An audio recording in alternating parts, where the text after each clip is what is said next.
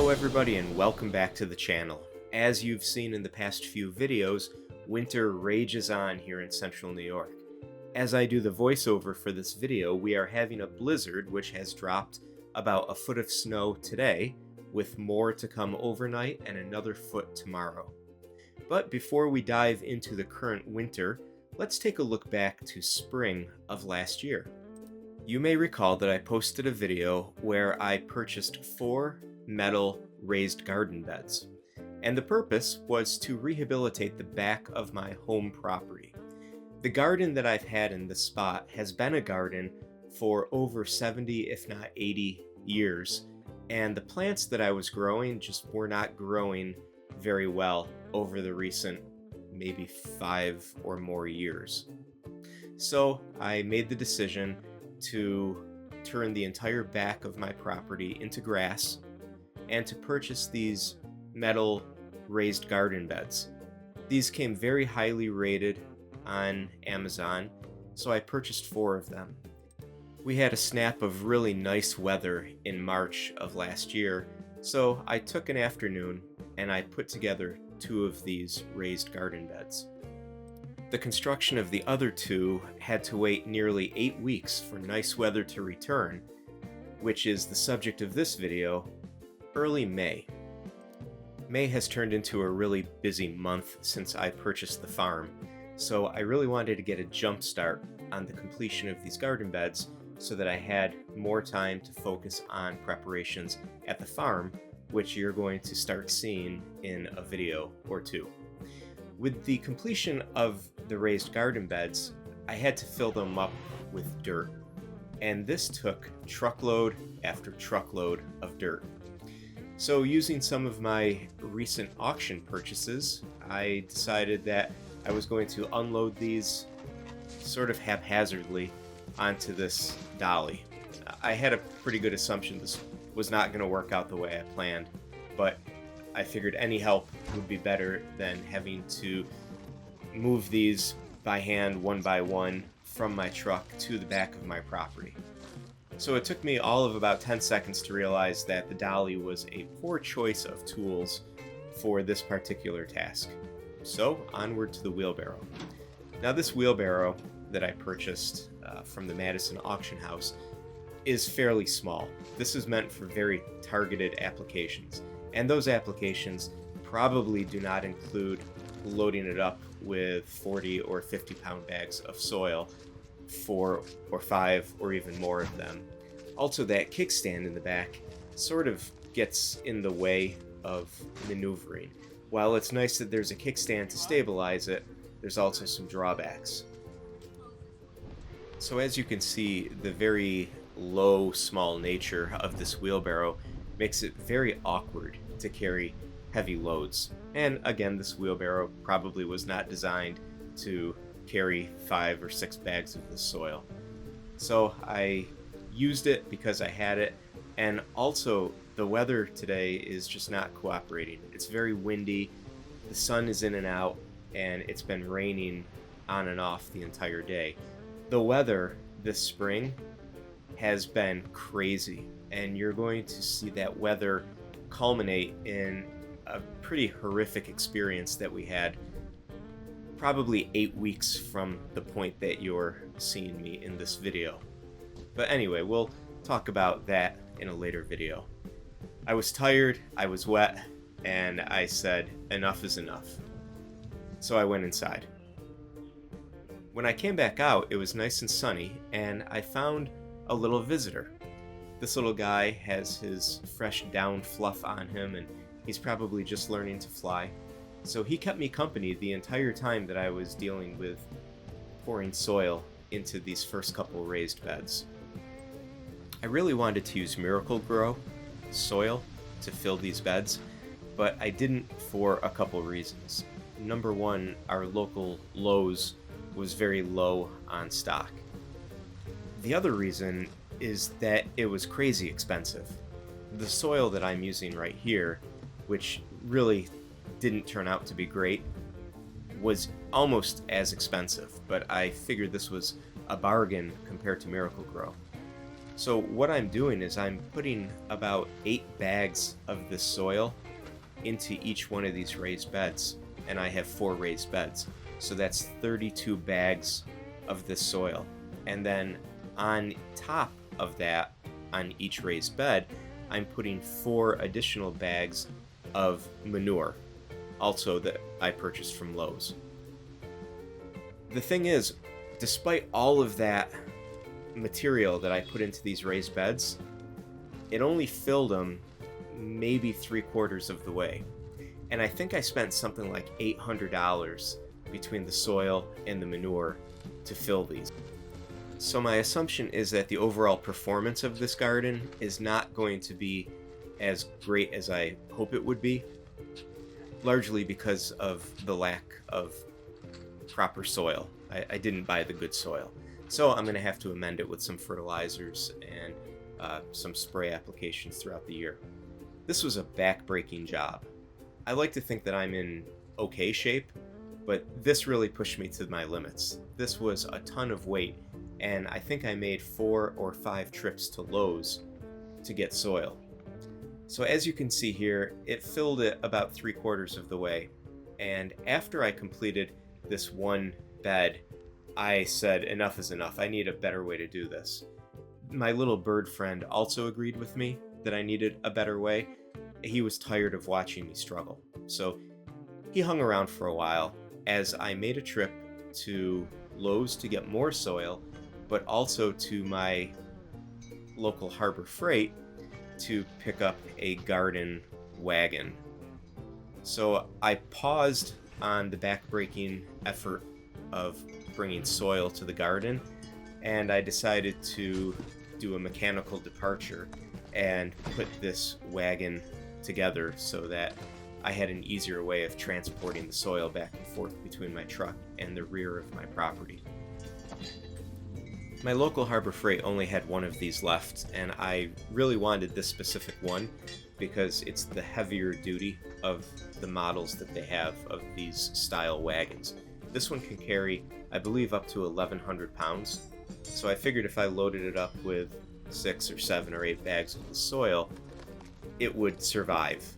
It wouldn't crumple under the weight. So I disassembled the box and I unloaded all of the pieces, and everything felt relatively heavy duty and stable, and it kind of gave me some faith that this thing was going to be an okay investment. Putting this together took about 45 minutes. There was nothing overly complicated about it. The instructions, however, were not great. There were several occasions, especially with the steering mechanism and some of the bracing, where I had to sit there and look at the instructions for 5 minutes and then stare at the assembly for another 5 minutes until I figured out on my own the appropriate way to put the pieces together so that when you steer the wagon it didn't bind or flex. The front end of this cart was really the only part of the cart that was difficult to put together, and again, that's because of the poor instructions. But once we moved on beyond the front of the cart, everything was pretty much smooth sailing. The tires on this cart are very nice. They're pneumatic tires, meaning you inflate them with air if they get low. But they're also a nice tread pattern. They're pretty aggressive. So these will work fine in all sorts of conditions. On asphalt, in grass, in dirt. So I really like that feature of the cart. Also, the handle that you see me installing right now is also nice because it's interchangeable.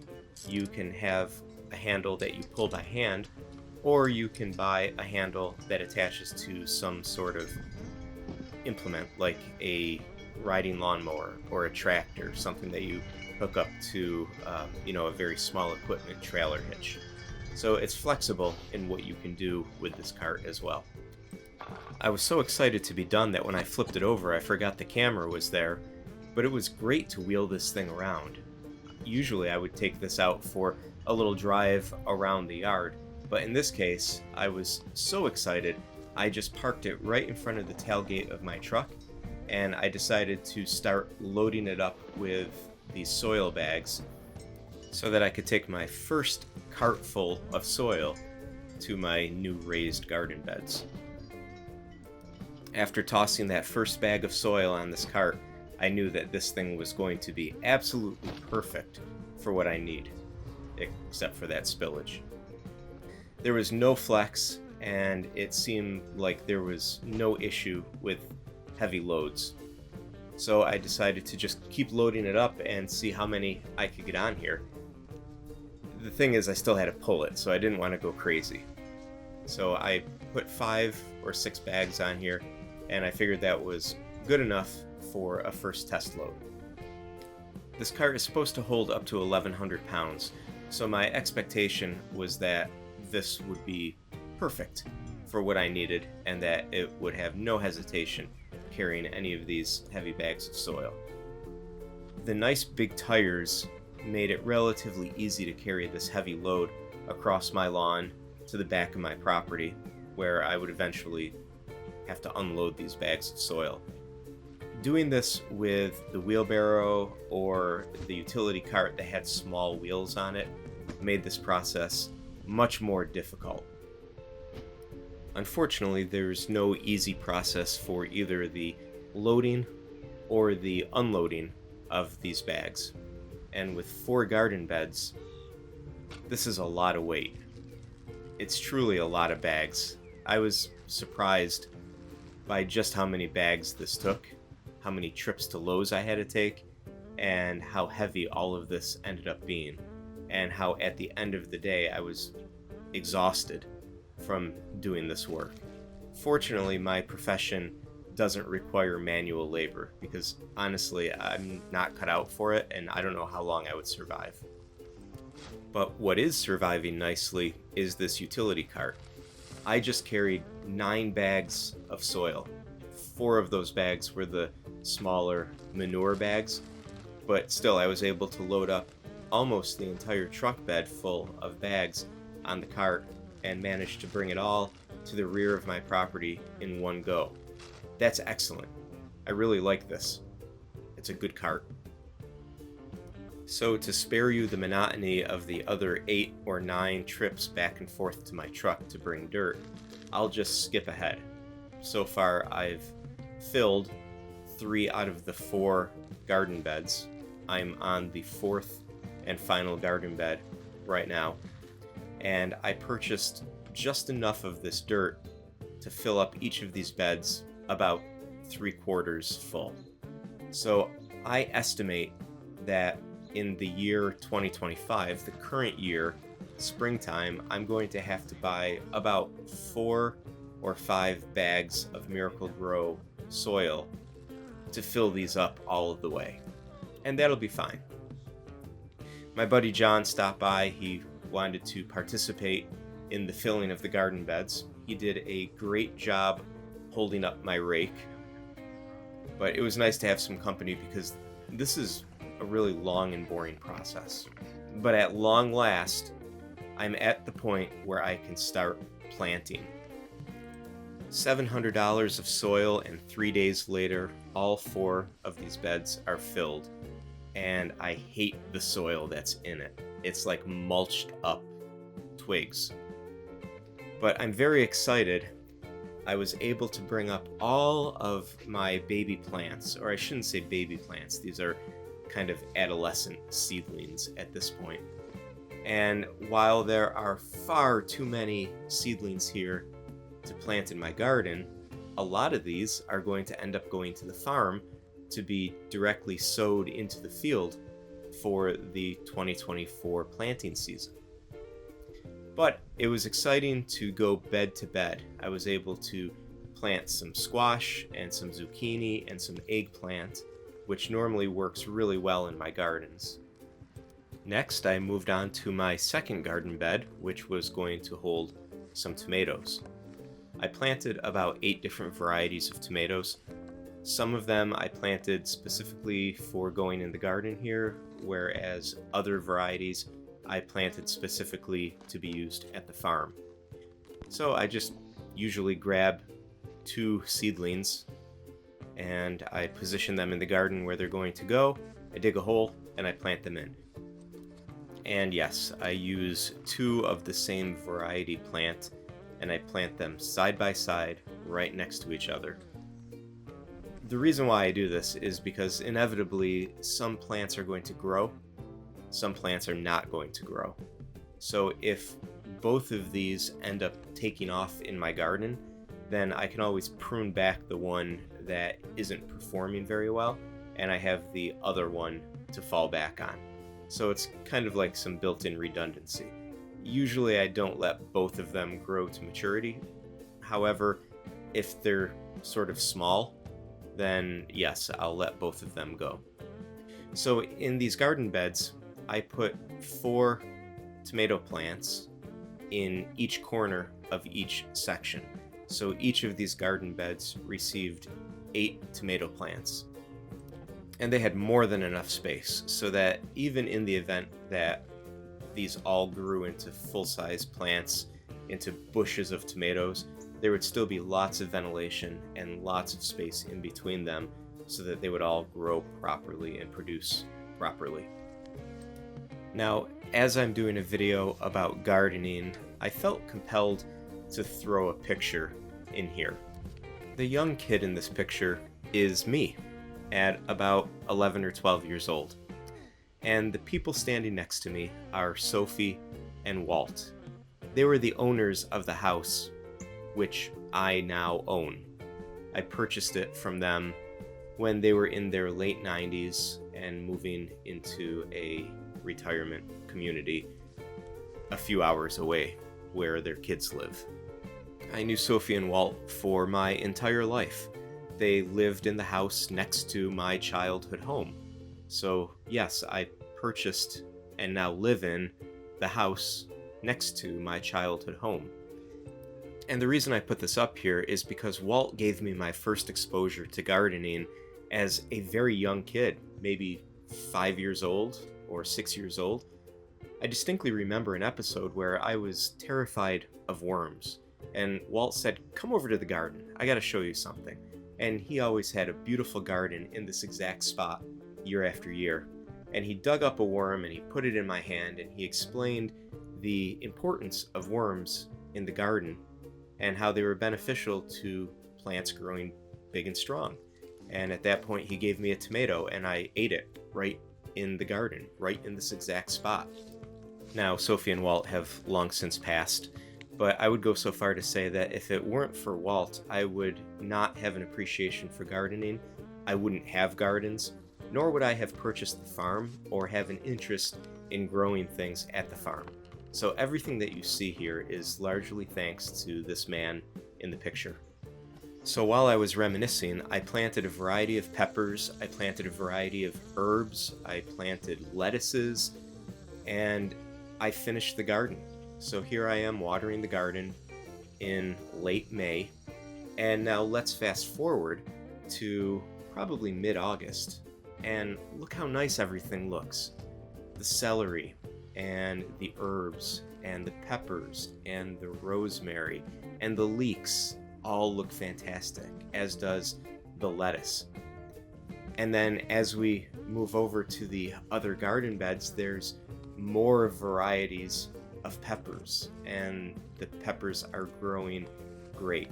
And then as we move over from that, the tomatoes are prolific. Everything is growing fantastic. So despite the fact that I didn't have great soil in here, I was able to fertilize it a few times throughout the course of the summer. And these tomatoes grew to 4 or 4.5 feet tall. Now you can see some damage here. You could see some damage to the tomato plants, and that's because of a massive storm that we're going to look at and talk about a few videos from now. But fortunately, the damage path of that storm was confined largely to the front of my property, my house, and to the neighboring structures, and it missed a large part of the rear of my property. So I still was able to harvest squash, zucchinis, summer squash, peppers, tomatoes, lettuce, all the way into the fall. So I would say that the culmination of these videos and the process of creating raised bed gardens has been excellent. And everything that I do from here with the Miracle Grow soil will only serve to enhance the experience with these raised beds into spring of 2025, a few months from now. So I hope you've enjoyed going on the journey of transforming a conventional garden into raised garden beds. If that's something that you're thinking of doing, by all means do it. It's a lot of work, but if you can get some help, then it's definitely a rewarding process. So that's all for this video. Thanks for watching. We'll see you on the next one.